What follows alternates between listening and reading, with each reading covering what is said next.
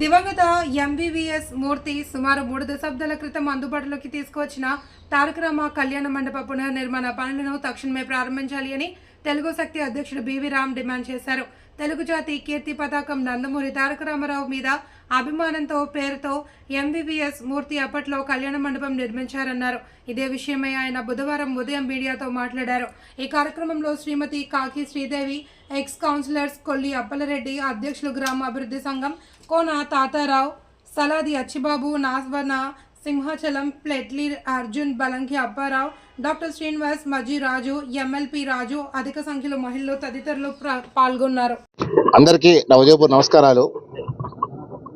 ఏదైతే 30 సంవత్సరాల నాడు స్వర్గీయ ఎంపీ గారు ఎంవీఎస్ మూర్తి గారు ఆయన ఎంపీ నిధులతో దీనికి 2 లక్షలు ఇచ్చి నిర్మాణం చేశారు. ముఖ్యంగా ఈ కళ్యాణ మండపానికి తారకరామ కళ్యాణ మండపం పేరు నామకరణం చేశారు. మరి 30 సంవత్సరాలుగా ఈ కళ్యాణ మండపం ఇక్కడ తుంగలం ప్రజలకి చుట్టుపక్కల వాళ్ళందరికీ ఉపయోగపడుతూ వచ్చింది. కళ్యాణ మండపం శిథిల వ్యవస్థ మార్పులతో దీని పునర్నిర్మాణం కోసం కాకి గోవిందరెడ్డి గారు అప్పీల్ చేయడంతో జీవీఎంసీ వారు దీన్ని పరిశీలించి సాయిల్ టెస్ట్ చేసి మొత్తం రిపోర్ట్ ఇచ్చి 49,95,000 రూపాయల నిధులు మంజూరు చేశారు.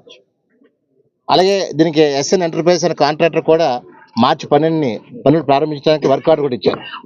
మరి ఈవేళ అర్ధాంతరంగా ఇటీవలే కొత్తగా వచ్చిన సిఈ ప్రసాద్ రాజు గారు దీని అర్ధాంతరంగా పనులు ఆఫ్ చేశారు.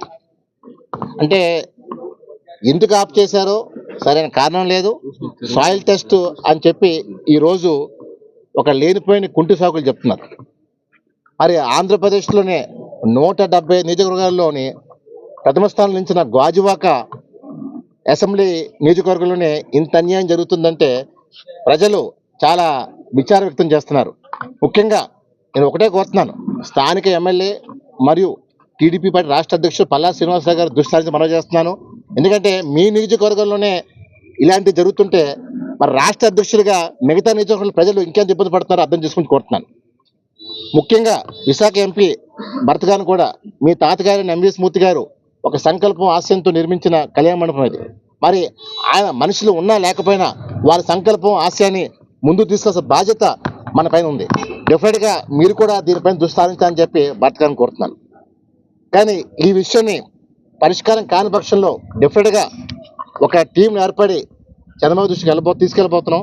డెఫినెట్గా చంద్రబాబు నాయుడు గారి ప్రజాప్రభుత్వం, డెఫినెట్గా ఆయన ప్రజలకు ఇబ్బంది పడి కార్యక్రమం ఆయన ఏమి చేయరు.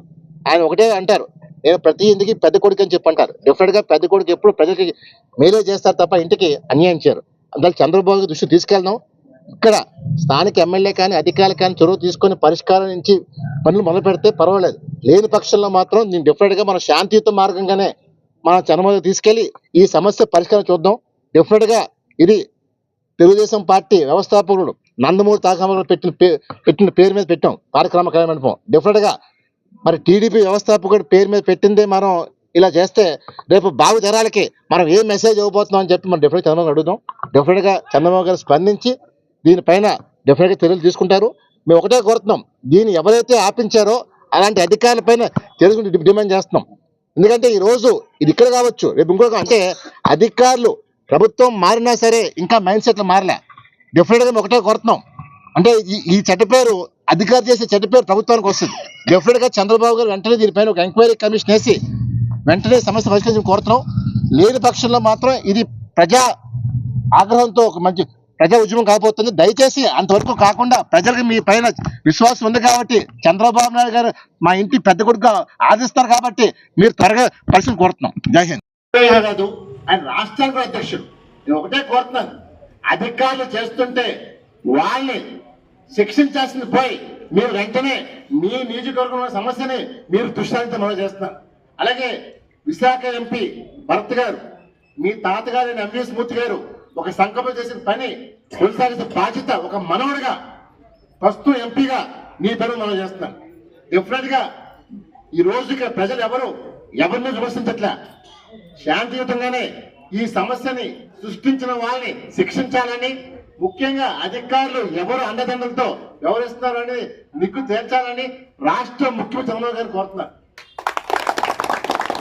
ఎందుకంటే ముఖ్యమంత్రి గారు పదే చెప్తున్నారు, మేము ముఖ్యమంత్రి కాదు ప్రజాసేవకులు చెప్తున్నారు. ప్రతి ఇంటి పెద్ద కొడుకుని చెప్తున్నారు. సో డిఫరెంట్ గా ముఖ్యమంత్రి గారు ఎప్పుడూ ఇలాంటి తప్పుడు పనులు చేయరు.